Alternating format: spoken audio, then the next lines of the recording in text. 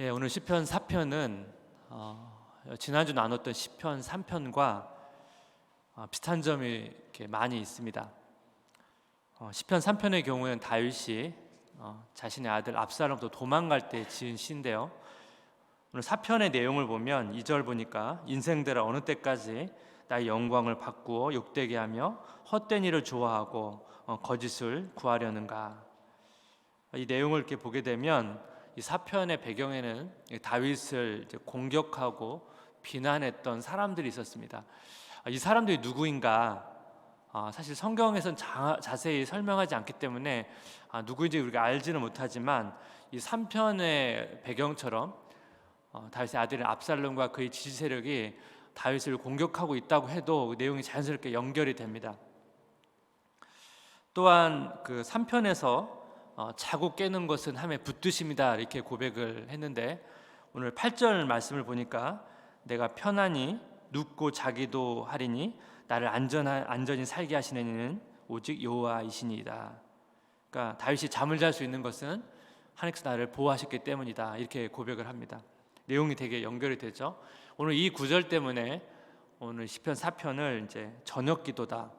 저는 이제 밤에 드리는 기도 이렇게 표현했지만 그렇게 표현을 합니다. 밤에 드리는 기도 어떻게 보면 이제 저녁 때 드리는 기도 이렇게 말할 수도 있겠지만 기독교를 보게 되면 여러 가지 기도의 형태가 있는데 아침에도 기도하고 또 오후에도 기도하고 저녁에도 기도하고 중세 수사들은 막 그 시간을 막 저쪽에서 이렇게 짧게 기도하기도 하고요. 예수님께서 새벽 미명에 기도하시기도 하셨고 또 사역을 마치신 다음에 밤 늦은 시간에 기도하시기도 하셨습니다.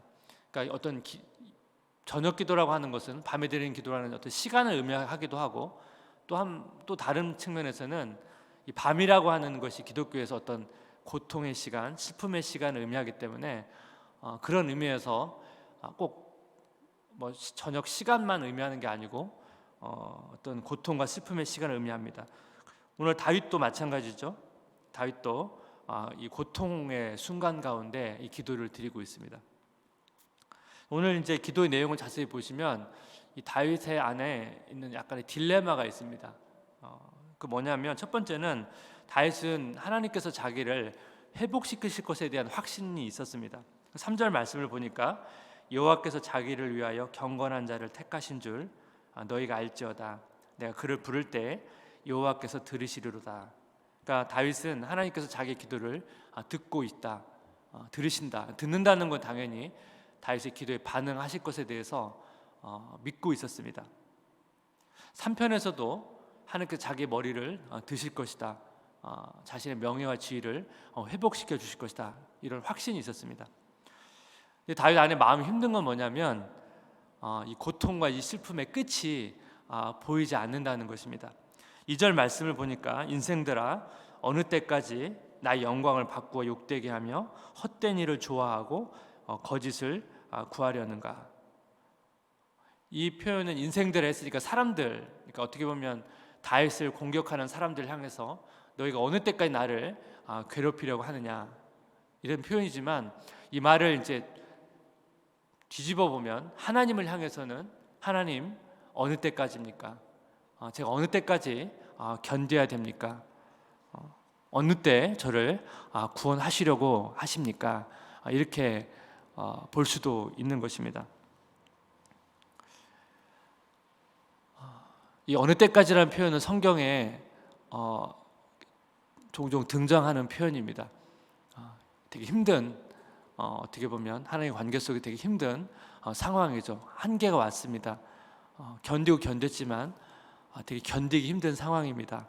그런 어떤 한계점에 도달했을 때 쓰여지는 표현입니다. 우리가 다 삶 속에서 이런 고통과 슬픔의 시간이 있죠. 또 그런데 이 고통과 슬픔의 시간이 계속 길어질 때, 끝이 보이지 않을 때 되게 어려운 마음들이 생기게 되는 것입니다. 그러면 우리는 이때 어떻게 이런 시간들을 보내야 되는가? 오늘 다윗을 통해서 그 내용을 좀 살펴보려고 합니다. 고통이나 슬픔이 길어질 때 첫 번째는 뭐냐면 과거의 고통과 은혜를 현재와 연결하기입니다. 다윗의 고통이 오늘 본문에 나온 것처럼 처음은 아닐 것입니다. 다윗은 이전부터 많은 고통과 슬픔의 시간을 가졌던 사람입니다. 근데 다윗이 이전에 고난 속에서 경험했던 그 하나님의 은혜를 지금 자신의 상황과 연결시킨다는 것입니다. 그 내용 1절에 자세히 표현되어 있습니다. 내 의의 하나님이여 내가 부를 때 응답하소서. 곤란 중에 나를 너그럽게 하셨사오니 내게 은혜를 베푸사 나의 기도를 들으소서. 여기 내용 중에 곤란 중에 나를 너그럽게 하셨사오니, 곤란이라고 하는 것은 환난과 고통을 의미하고, 너그럽게 하셨다는 이 표현은 원래 이제 넓히다, 확장시키다 이런 의미를 가지고 있는 표현입니다. 그러니까 이거를 조금 의역한다면 곤란 중에 내 인생의 길이 막혔을 때 하나님께서 그 길을 넓히시고 확장시켜 주셔서 나를 구원해 주셨다는 그런 맥락을 설명하고 있는 것입니다. 이것을 이제 너그럽게 하셨다 이렇게 좀 의역을 했습니다. 근데 이 시대상 이것을 이제 이미 일어난 사건, 끝난 사건으로 묘사하고 있습니다. 그러니까 과거에 하나님께서 내가 곤란 중에 있을 때, 환난 중에 있을 때, 고통의 순간 중에 있을 때 하나님께서 나를 건져 주셨던 것을 근거로 하나님 지금 이 곤란한 상황, 이 힘든 상황에도 은혜 주셔서 이 나를 구원해 주십시오. 그런 의미로 지금 1절을 고백하고 있는 것입니다. 근데 오늘 이 다윗의 이 고백 속에서 우리가 좀 발견해야 될 중요한 포인트가 하나 있는데요.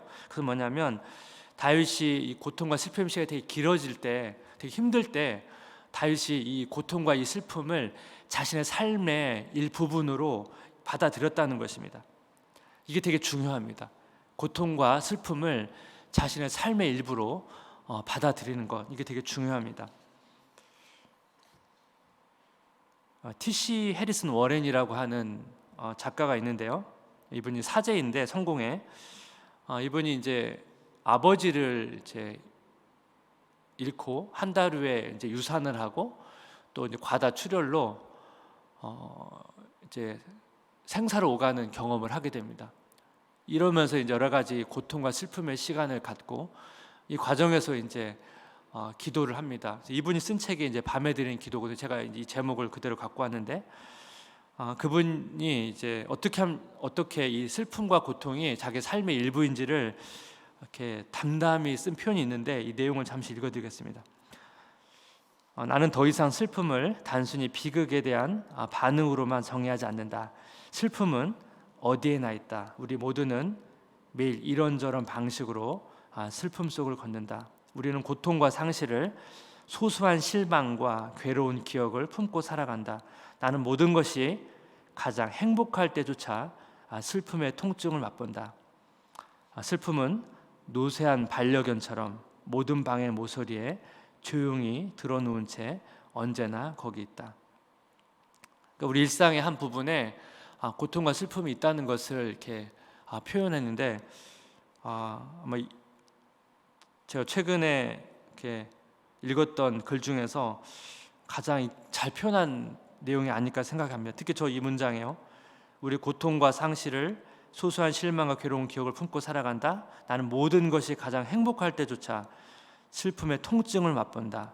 슬픔은 노쇠한 반려견처럼 모든 방의 모서리에 조용히 들어누운 채로 언제나 거기 있다.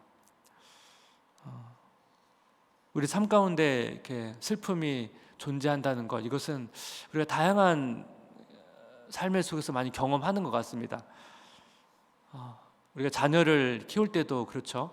저는 이제 두 딸을 양육하고 있는데 두 딸이 아주 다릅니다.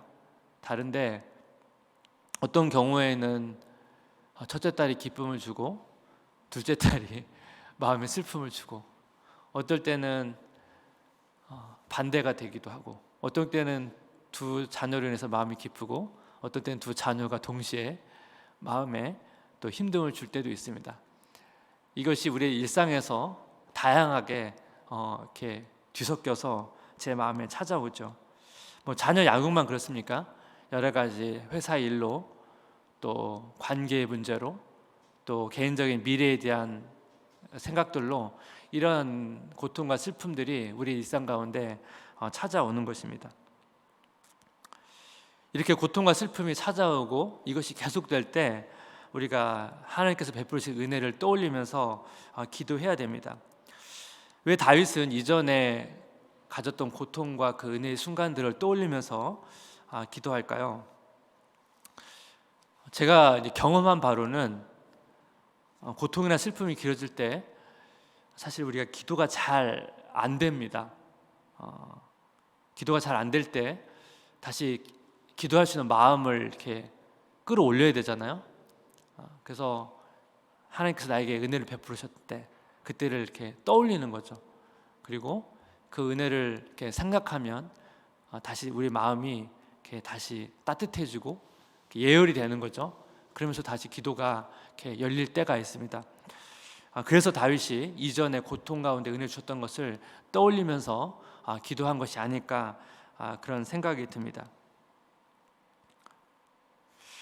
이 내용을 되게 잘 설명한 표현이 있습니다. 그 허드슨 테일러 선교사님께서 쓴 표현인데 이 내용을 제가 한번 읽어드리겠습니다. 이 고통이 얼마나 큰지는 중요하지 않다. 실제로 중요한 것은 이 고통이 어디에 놓여 있느냐다. 즉 고통이 당신과 하나님 사이에 놓여 있는지 아니면 고통이 당신을 하나님 품속으로 밀어넣고 있는지다. 여기 보면 이제 중요한 내용이 하나 있거든요. 고통이 우리와 하나님 가운데에 놓여 있다는 것이 무슨 의미일까요? 고통이 되게 길어지면 기본적으로 우리가 고통을 자꾸 밀어내려고 합니다. 그리고 그러면 고통을 자꾸 피한다고 할까요? 고통을 좀 피하고 직면하지 않고 고통을 피하거나 자꾸 고통을 객관화시키려고 하는 경향이 있습니다. 이것이 계속되면 문제는 우리가 하나님도 자꾸 객관화시킵니다. 우리와 하나님의 관계는 인격적인 관계고 우리는 하나님을 객관적으로 보면 안 됩니다. 근데 그렇게 되면 우리와 하나님과의 관계 속에서 막히게 되죠. 그래서 허든 테일러 선교사님은 그런 의미로 고통이 당신과 하나님 사이에 놓여 있으면 안 된다 라고 말을 하는 것 같습니다. 처음부터 그렇지는 않겠죠. 근데 고통이 계속되면 우리가 처음에는 그렇지 않았지만 고통을 이제 밀어내고 자꾸 객관화시키고 싶어하고 직면하고 싶어하지 않은 그런 마음들이 우리 안에 찾아오는 것입니다. 그리고 마지막에 나와 있는 것처럼 고통이 우리를 하나님의 품속으로 밀어넣고 있는지, 고통이 찾아올 때 우리를 하나님이 고통이 우리를 하나님의 품속으로 밀어넣도록 해야 된다는 것이죠. 이게 되게 중요한 것 같습니다. 제가 이렇게 굉장히 고통이 길어졌던 때를 또 이렇게 떠올려 보면 고통이 저와 하나님 사이 가운데 놓여 있을 때도 있고 이것을 이제 돌파할 때 제가 이제 느꼈던 경험 중에 하나가 뭐냐면 제 기도가 되게 좀 단순해지는 것을 느꼈습니다. 기도가 그때 제가 많이 했던 기도 내용이 있었는데 기도가 단순해지는 건 막 기도가 되게 많이 기도를 막 우리가 했던 평상시처럼 기도가 잘 나오지 않고요. 되게 짧고 그냥 제 마음을 그냥 한 문장에 담아서 이렇게 기도를 하게 됩니다. 그때 제가 많이 했던 게 하나님 저를 불쌍히 여겨 주시옵소서. 이 기도를 참 많이 했습니다. 이 기도문을 계속 반복해서 했습니다. 근데 이 기도에 제 마음이 다 담겨져 있는 거죠. 그리고 하나님은 저를 아시니까. 그래서 제가 이 기도를 계속 드리면서 꽤 오랜 시간 울면서 기도했던 적이 있습니다. 하나님과 심정이 통한 거죠. 그리고 하나님이 이 기도를 드렸을 때 저를 잘 아시니까, 제 상황을 아시니까 저는 이 기도를 드리면서 제 마음이 또 하나님께 이렇게 전해졌다는 느낌을 제가 받았습니다. 힘든 고통의 시간을 보내고 있는 성도 여러분, 아니면 일상에 사소하지만 여러 가지 실망 때문에 이렇게 낙심이 찾아오는 그런 성도 여러분, 기도를 할 마음이 생기지 않고 때로는 무슨 기도해야 될지 잘 모를 때 하나님께서 성도님에게 베풀었던 은혜를 잠잠히 한번 떠올려 보십시오. 그리고 여러분이 드릴 수 있는 가장 단순한 기도, 짧은 기도도 괜찮습니다. 저처럼 하나님 저를 불쌍히 여겨 주시옵소서, 그렇게 기도해도 좋고요. 여러분이 드릴 수 있는 같은 단순한 기도를 한번 기도해 보십시오. 어떻게 기도해야 될지 더 모른다면 그냥 이 시편을 그대로 그냥 읽으셔도 괜찮습니다. 여러분의 마음을 제일 담은 그 시편을 이렇게 반복해서 읽으시면 기도의 문이 열릴 수가 있습니다. 그런 시간들을 성도님이 좀 가지시면 좋겠습니다. 하나님의 품속으로 파고 들어가는 것, 이것이 저는 되게 중요하다고 생각합니다. 우리가 하나님의 품속으로 파고 들어갈 때, 그때가 바로 이 세상에서 가장 복 있는 사람입니다. 고통이나 슬픔이 길어질 때 두 번째는 뭐냐면 이제 기쁨을 쟁취하는 것입니다. 기쁨을. 그리고 고통이 계속되면 사실 우리 안에 일상의 많은 기쁨들이 자꾸 이렇게 사라집니다. 평상시 느꼈던 즐거움이 되지 않고요. 그래서 자꾸 이제 기쁨이 상실되어 가는데, 성경은 오히려 반대로 말합니다. 오히려 기쁨을 쟁취하라고 얘기를 합니다. 오늘 다윗도 7절에서 기쁨을 강조하죠. 주께서 내 마음에 두신 기쁨은 그들의 곡식과 새 포도주가 풍성할 때보다 더하니이다. 다윗은 지금 외적으로 기뻐할 수 없는 상황입니다. 지금 다른 사람들이 자기를 향해서 자꾸 비난하고 공격하고 있습니다. 근데 다윗이 7절 말씀을 보면 우리가 외적으로 얻을 수 있는, 그 당시로 말하면 큰 기쁨이 뭘까요? 추수했을 때, 풍성한 추수를 거두었을 때 누리는 그 기쁨, 그 기쁨을 비교해 가면서, 그것보다 뭐냐면 주님께서 내 마음에 두신 기쁨, 내가 하나님을 바라보고 내가 하나님을 이렇게 묵상하며 누리는 그 기쁨이 이런 외적인 기쁨보다 더 크다, 이렇게 고백을 합니다. 여러분, 외적인 기쁨들은 되게 조건적이잖아요. 그때는 되게 기쁜데 그것은 언제든지 사라질 수 있는 기쁨입니다. 하지만 주께서 주시는 이 기쁨은 어떤 상황과 환경을 뛰어넘는 기쁨이기 때문에 언제든지 이 기쁨을 지속시킬 수가 있습니다. 그래서 우리가 환경과 상황과 관계없이 이 기쁨을 쟁취하는 게 되게 중요합니다. 빌립보서 4장 4절 말씀을 보니까 주 안에서 항상 기뻐하라, 내가 다시 말하노니 기뻐하라. 바울이 이제 감옥에서 빌립보 성도들에게 권면했던 내용이죠. 기뻐하라고 명령을 하잖아요. 명령한다는 의미가 왜 이렇게 중요하냐면, 명령한다는 것은, 이 기뻐한다는 것을 우리가 선택하고 결정해서 할 수 있다는 것입니다. 그러니까 우리는 기쁨이라는 게 뭔가 저절로 이렇게 뭔가 찾아와야 된다고 생각하는데 그런 요소가 있죠. 분명 하나님께서 이 기쁨을 주셔야 되기도 하지만, 이 기쁨이라는 것은 우리가 선택과 결정을 통해서 기쁨을 쟁취할 수도 있다는 것입니다. 그래서 존 파이퍼 목사님께서는 이 기쁨 얻는 것을 싸움에 비유했습니다. 기쁨을 위해 싸우는 것, 이것이 신앙생활의 본질이다, 이렇게 얘기했습니다. 그러니까 기쁨을 얻기 위해서 우리는 싸워서까지 얻기를 위해서 우리가 쟁취해야 되는 것입니다. 왜냐하면 우리가 존재 이유가 바로 이 기쁨을 얻는 것입니다. 근데 항상 기뻐하라. 근데 이게 사실 우리가 늘 기쁨만 있는 건 아니죠. 그 안에도 계속 슬픔이 있을 수 있습니다. 그래서 베드로전서 1장 6절 말씀을 보니까 이 비교를 잘 해놨습니다. 그러므로 너희가 이제 여러 가지 시험으로 말미암아 잠깐 근심하게 되지 않을 수 없으나 오히려 크게 기뻐하노라. 베드로도 성도들 여러 가지 시험으로 인해서 잠깐 근심하게 되었다고 말합니다. 당연한 마음이죠. 우리 시험 당하는 자기의 어떤 성도들, 또 자기의 동료들, 가족들을 볼 때 당연히 근심하죠. 하지만 베드로는 뭡니까? 그 여러 가지 시험이 그 성도들을 더 아름답게 빚어갈 것에 대한 믿음과 확신이 있었기 때문에 결과적으로 뭡니까? 크게 기뻐했다, 이렇게 말합니다.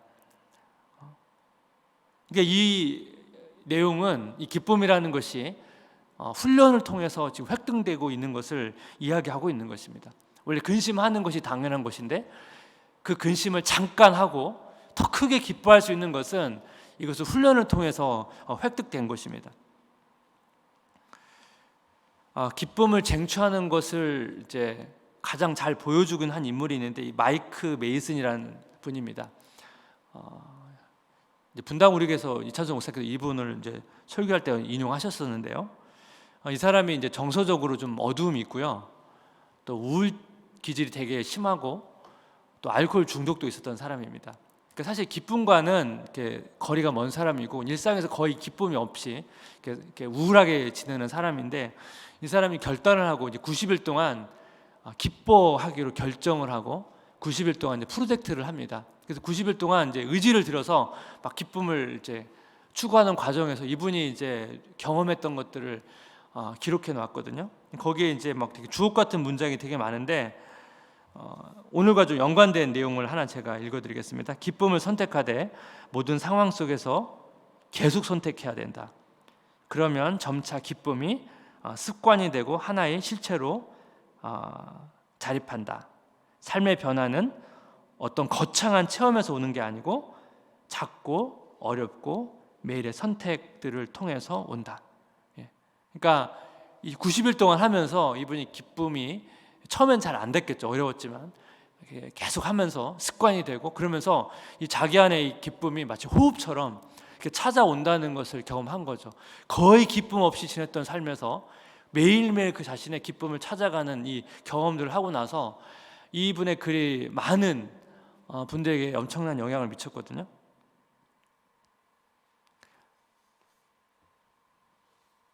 그는 하나님 안에서 기쁨을 얻고 싶었고 또 기쁨을 잃고 싶지 않았는데 이 기쁨을 쟁취하다 보니까 이 기쁨을 잃어버린 정도가 아니고 이 갈수록 이 기쁨이 더 풍성해지는 것을 경험하게 되었습니다. 그가 보여준 우리에게 주는 교훈이 뭡니까?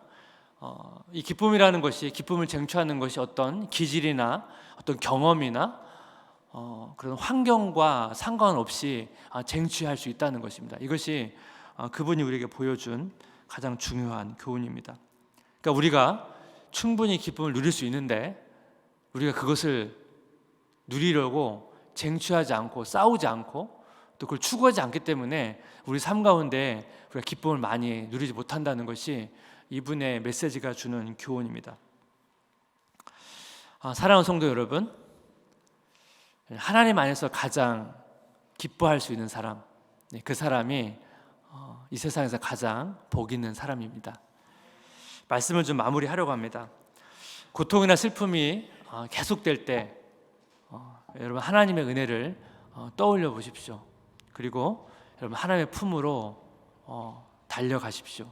그리고 하나님의 품 안에서 기뻐하십시오. 그리고 그 기쁨을 여러분 잃어버리지 않도록 여러분 투쟁하십시오. 기쁨이 계속 활활 타오를 수 있도록 여러분 계속 땔감을 공급하십시오. 그러면 기쁨을 그냥 유지하는 정도가 아니고 우리 삶 가운데 그 기쁨이 더 풍성하게 또 경험되어질 것입니다. 그 기쁨을 또 남은 한 주간 누리시는 복된 삶 되시기를 주님의 이름으로 기도하고 축복합니다.